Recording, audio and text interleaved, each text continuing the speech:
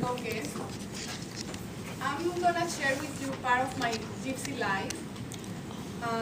Through the conversation, you will see why the term Gypsy. I'm the second of 4 kids. I was born in Caracas, Venezuela.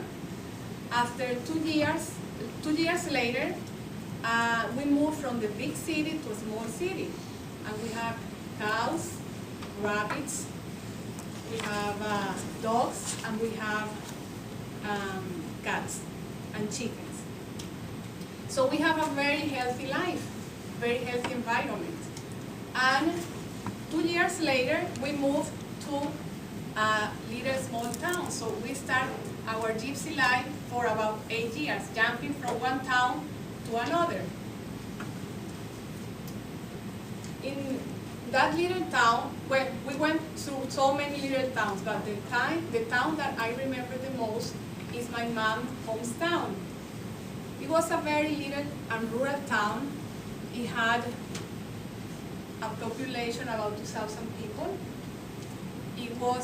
There were only 2 TVs on the town, one on the priest's house and the other one on the town telegraph and telephone office.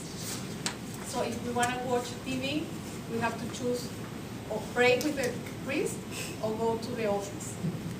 And in this little town, we live with our aunts in our aunt's house. And at that time, every family in that town has an aunt that wasn't married. But I was lucky because I have 2. So one was very strict and very serious, and the other one was kind, loving, very religious, and she cooked like a god. So I didn't mind praying the rosary every afternoon because I knew that after the rosary we had a very delicious homemade snack. My mom was a very special person. She was extremely strict on one side, but on the other side she was very generous, very strict, very generous, and very loyal. And she taught me that everything you have to share. So I learned from her that things don't belong to the person who has it. They belong to the person who needs it. So it caused me a lot of problems with my own family. I remember during my childhood that I had a few rights.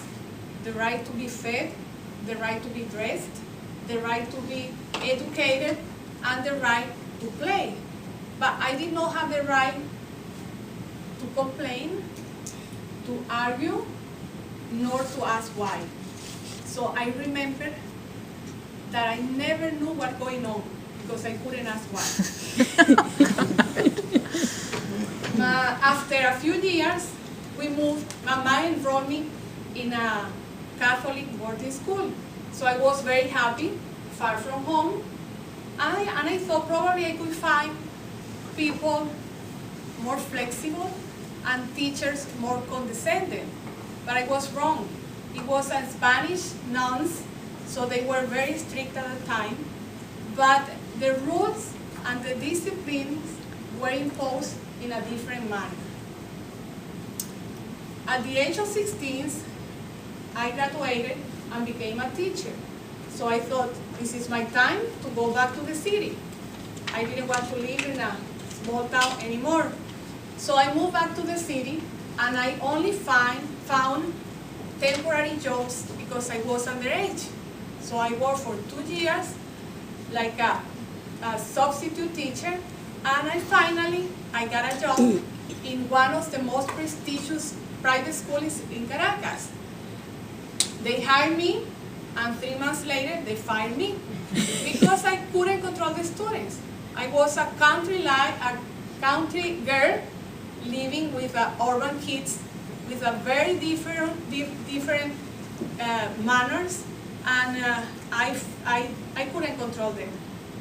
So I started jumping from one job to another, and my Gypsy blood was boiling all the time. I couldn't keep a job for more than 2 or 3 years until now.